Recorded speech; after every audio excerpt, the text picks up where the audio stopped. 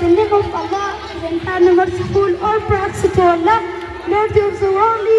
Assalamu alaikum wa rahmatullahi wa barakatuh.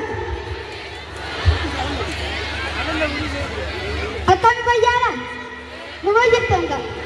Silaka में जीरो दे दूँ तुम. जो ना करना सिलाले वो करना शाहे आता. आमा वही तो सिद्ध नहीं सूझे. आरा वही तो ले पूरा नहीं. वही पूरा ना तारी नहीं जाने. आरा काम नहीं जा. आज वारना नहीं तो कुछ लगा. वारे चुका बान हो चुका लगी. वारे चुका बान. हाँ तो ऐसे ही करते. तुम्हारा क्या बतागा ना तो वाली कासू. हाँ चुका बान हो चुका लगी. अंदर ही नमाज गाती दिवाली ना. आगे का रोका भी करती. आकर तो बाबा. आती है तो भाई ना बाबा. ओ भाई जी बहुत आवाज़ नहीं करता. मैं तेरे को आप तो नवाजी जी माँ आप नम्बू देता है आप नम्बू देता है आला को बाल का नम्बू देती है नहीं ना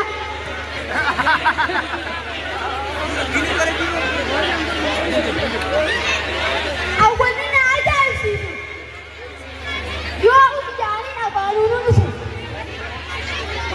ये रो में कान चेंज अब बालू नुसे करो में चली सु angkat tu dia sedih sikap benersu acungan lagi kedua arah wajib tu nak berdiri be baju yang itu warna lah sih tak kaji hitam dia adira juga hitam dia wajib tu tak kau tak kaji nanti ada ayah mungkin ni kena pijet yang kan tu dia marah kita tu dia ada tak market tak kacurre तुमसे कहीं नहीं करते हर कागज़ पर उड़े कागज़ खुद दिखा वो तुम्हारा बाइरे या सबको कौन मुझे तू याद चाहे चोरे कागज़ वो तुम्हारे कुछ इनके नो तू चुप करे अल्हम्दुलिल्लाह अमर कर नहीं रे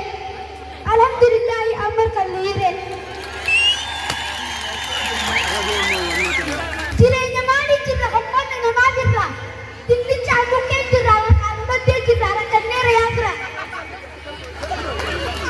ini तो पता है ini करना तू और वो भैया कबू सही करा तू वन महीने में मुझे पूरे हिसाब दा तू अकवानी व्योम से क्या बात बता तू नहीं रामन ने सही ना ऐसे क्या बची की इस आराम में हिम्मत बांधने हकी है इतना उल्ला तू करता है तू की Rabbi Tuhanne jenne nusasaki alhamdulillah watiran najiki alhamdulillah watiran najiki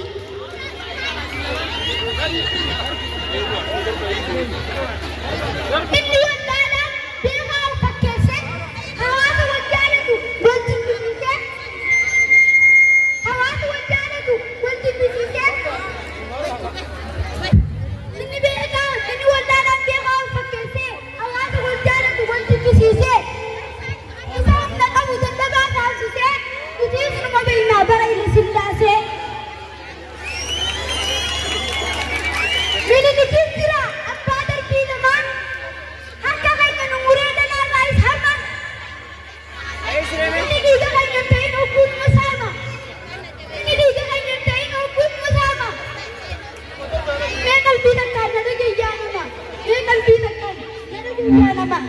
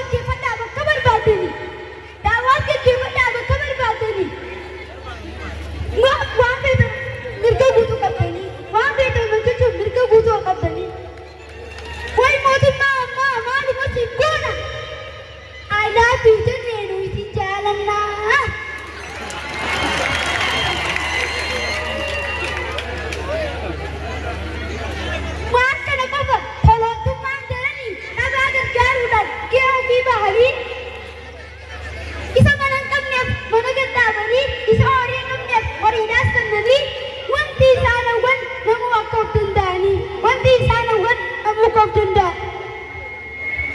Dhugaa kanatti maal kana mafa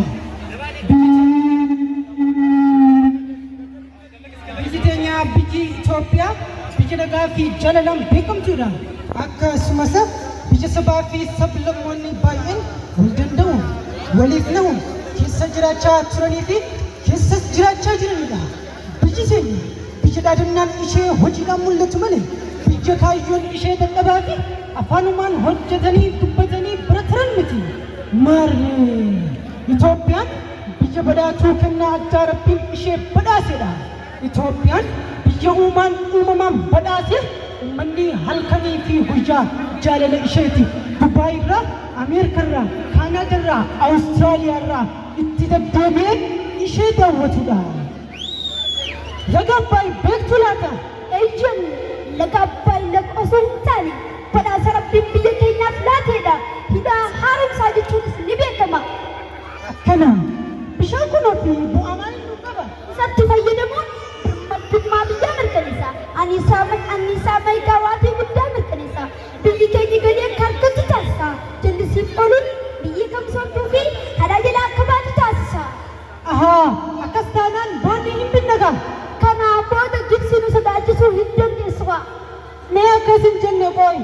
Haadha manaa kayyoo namni si jalatti ilaala akkami? Eenyu abbaa isaatu jalaa hin bitu. Malaaltu kun.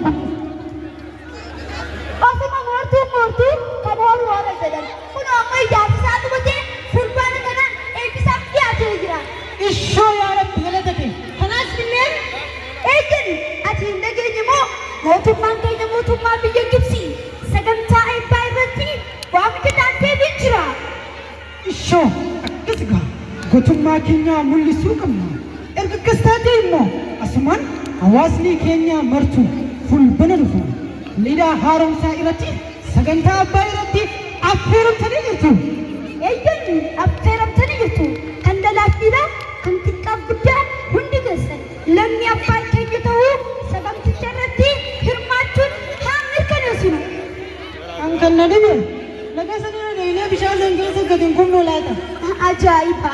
Hidhi haaromsaa gamoo wayiitu ijaaramaa jira malee hidha lagaa hin fakkaatu.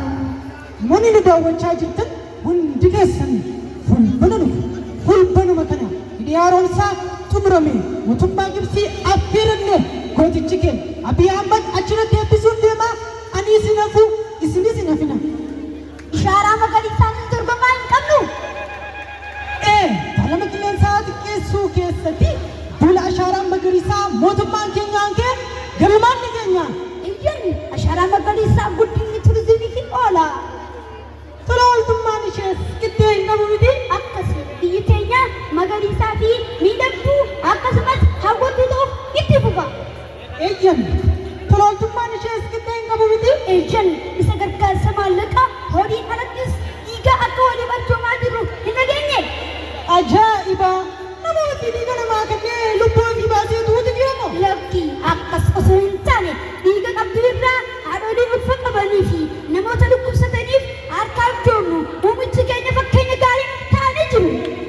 Tolee akkas taanaan haadholii ulfa qabanii fi kan dhalan akkasumas namoota dhukkubsatan kamuu sababa hanqina dhiigaatiin lubbuun isaanii darbuun yookaan balaa biraaf saaxilamuun arrarraa ka'ee hin danda'amu. Ejjen dhiiga kennuuf waan du'an isinitti fakkaata. Lakki aniyyuu nan kenna. Bara akkasuma aniyyuu kennuu fi dooktarri dhufee narraa fuudhu. Isinoo lammiin keenya baraaruuf dhiiga hin arjoomtanii. Egaa kanaan booda biyyi teenya Itoophiyaan kadhattuu osoo hin taane kadhatamtuudha. Eeyyee tarree biyyoota guddatanii keessatti hiriiraa galteetti. Akkasumas dorgomaa biyyoota guddatanii ta'uudhaan onnee guutuu fi qaama guutuun hiriiraa galteetti. Biyya keenya waliin haa guddifnu. Baay'ee galatoomaa.